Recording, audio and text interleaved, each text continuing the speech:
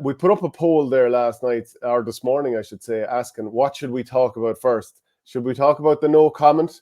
Should we talk about, the famous speech after? I mean, it's probably the most heralded Junior All-Ireland club final ever. Most watched, most talked about, all because of one man. But David Clifford isn't necessarily the only man being talked about afterwards. And then the third option is, should we start off with actual GA matches, talking about them?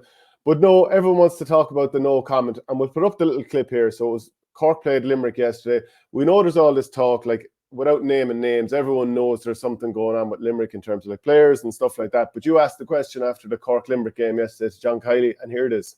John, I have to ask you, there was different talk on social media and otherwise about maybe different players that weren't on their holiday and possible disciplinary reasons for that. Can you have any comment on that? I don't. Okay, so it was as simple as that, and you didn't think for going in for a second nibble. You kind of thought, you know what, enough done there. Yeah, he'd kind of been asked in maybe other roundabout ways earlier on in the interview about whether there was certain players that weren't going to be available for the league, or who was in contention and who wasn't. And like, listen, Shane, it's, you know, the way it is now. Lads will not volunteer information to you. If I hadn't asked about Dermot Burns and kind of known about that, he's not going to tell you about it. It's very Dublin-esque, I have to say. The information is kept very tight, even about Dermot Burns. You know, he'll be back in a few weeks. There's never, it's even with injuries now, it's never, oh, he has a grade 3 hamstring tear and he'll be back on this date. It's, you know, a minor issue. It's almost like wasn't there a famous one when Joe Schmidt was over the Irish rugby team? Was it like muscular soreness or something like that? You know what I mean? The information is so vague. But listen, you know, the world and its mother has been hearing different things that were going on around the Limerick squad, and whether certain players were or not on the holiday. And like, you have to ask from my point of view, you know, if I went all the way down to Cork and didn't at least pose the question, you wouldn't be doing your job. Like, I didn't expect much of an answer, but that's the way it goes. Yeah, so we'll go through some of the comments here and then just talk more broadly in terms of, like, should teams be asked these questions? Starting off with Jack Harnett, Limerick's All-Ireland win this year will be a sweet one. Fair play to Kiely for not adding to the media trying to cancel an amateur player.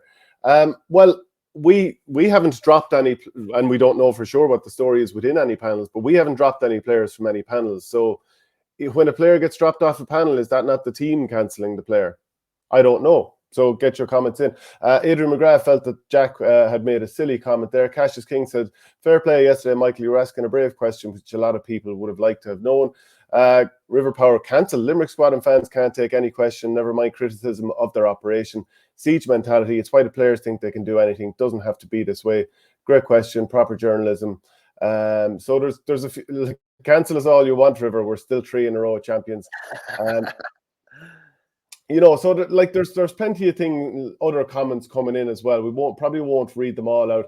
Kiely not addressing his team issues, going on too long on and off the pitch, to be honest. So just more broadly speaking, should we ask teams about this? And I think sometimes you have to, and like, especially if you're a top team. So in this case, Limerick, and they've had all the trappings of success. You know, like, there's all the interviews, the adulation, touring the cup around, all that kind of stuff that is going to happen. But then you have a lot of players who are, I suppose, showing up at media things, who are getting paid to show up at these launches, who are, you know, being lionized, who are appearing in ads about, you know, anti-drink driving, all this kind of stuff, and aligning themselves with, like, positive things and, like, mental health and stuff like this, which we've seen in other teams as well. And, you know, with like GPA, different initiatives that they've had.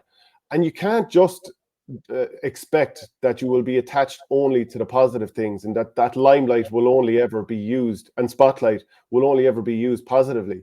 If you get that sort of level of profile and stuff happens that you don't want to happen within the camp, unfortunately, because you have now kind of embraced the limelight to some degree, it's not always going to be positive. And once you put yourself out there and you're giving the public that little bit of ownership, you can't just decide then all of a sudden we're amateur when you don't want to be asked questions. So it's, whether it's right or wrong or fair and unfair, that's just the reality of it.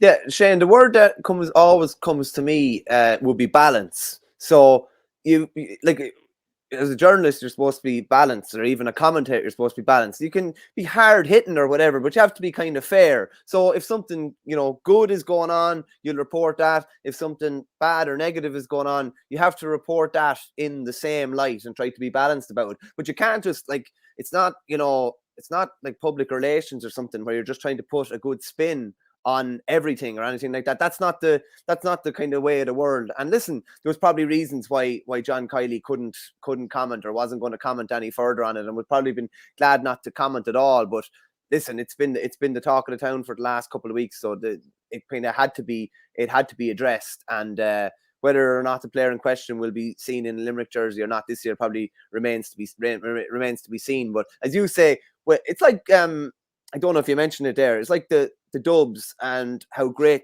6 in a row was.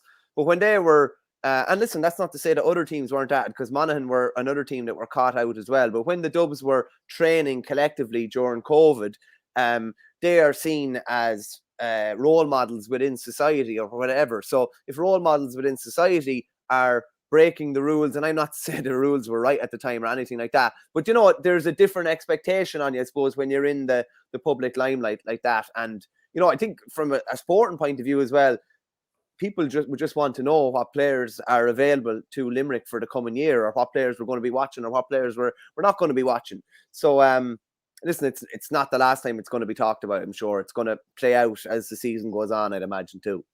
Yeah, ML89 says, great team, but there's always something off the field going on with Limerick. Doesn't take from their team's success, but as role models, it does a bit. Taints the 90% of lads on the panel. Can I say something about that as well, Shane? I think the fact that they have had things going on in the background, and obviously there was a player drop last year for ill discipline, and then there was the thing in New York when there was a couple of players sent home. If anything, it makes their success all the more remarkable, and it makes John Kiely's job as manager all the more extraordinary. The fact that they've had these different things going on that could completely take your eyes off the ball, could completely take your eyes off a 3 in a row last year, and pull the train off the tracks, and they've managed to keep the train on the tracks, which is, to me, it makes the success even more remarkable. That's not to say it's to be lauded or anything, because you don't want to have those type of things, but it does make the success even more extraordinary.